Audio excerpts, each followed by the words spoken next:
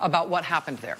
The Democratic candidate who tonight took back his earlier concession in that race is Dan McCready. As of tonight, Dan McCready still is a candidate for U.S. Congress from North Carolina's 9th District. Mr. McCready joins us tonight for his first national interview since the election. Mr. McCready, thanks very much for being with us. I really appreciate it.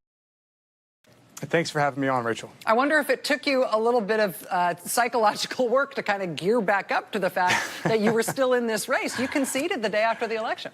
It totally did. I was at Disney World with my 4 little kids and my wife, Laura, a couple weeks ago. I was as surprised as anyone to see the North Carolina State Elections Board refuse to certify the election results in an unprecedented bipartisan 9-0 decision.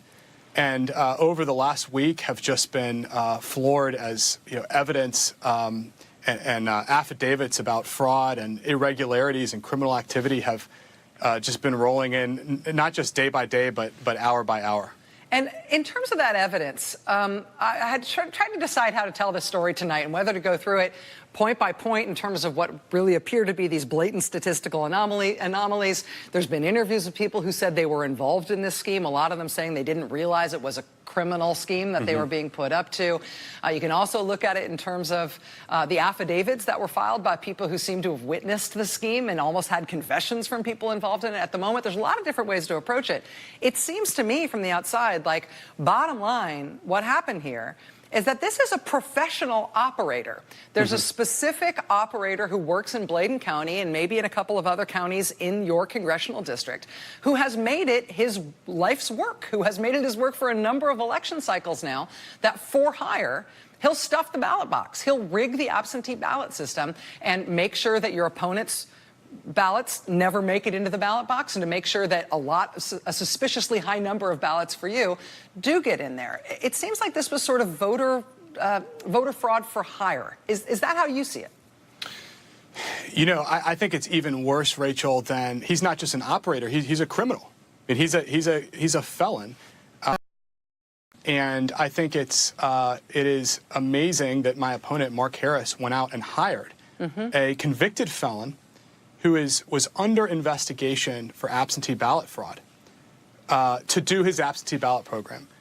And apparently he got what he paid for, because Mark Harris didn't just hire this felon, he actually recommended his services to others. In terms of Mr. Harris, you, before you announced that you were rescinding your concession, you had not been making public comments about the results of the race.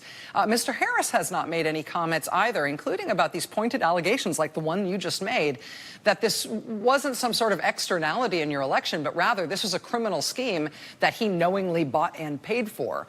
What do you expect from your opponent right now? What do you think that Mark Harris should do now that you've said that you're back in this race?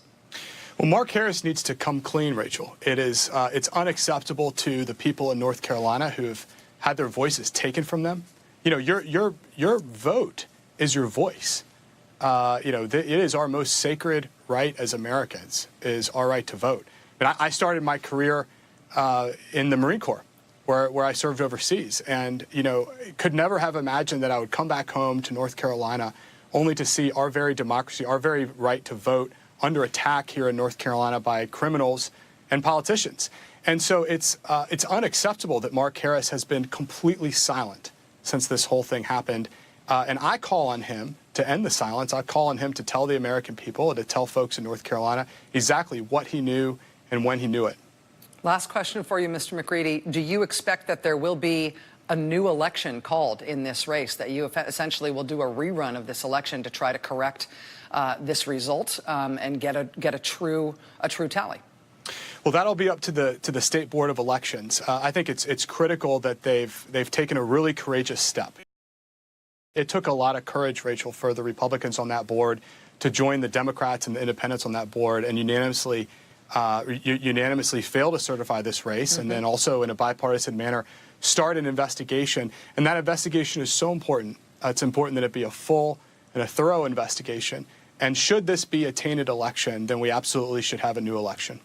Dan McCready, candidate for U.S. Congress from North Carolina's 9th District, who has just today unconceded the election. Mr. McCready, thanks for keeping us apprised. And I have a feeling this roller coaster sort of just started. So we're looking forward to talking to you again as this proceeds. Thank you. Thanks so much, Rachel. All right. Again, ultimately, at the end of the day, it is the responsibility of the House of Representatives to decide whether to seat each and every member of the House of Representatives.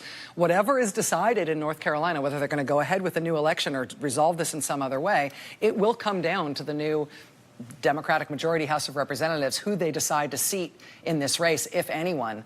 And North Carolina has to know that heading forward, that they can't leave it the way it is right now.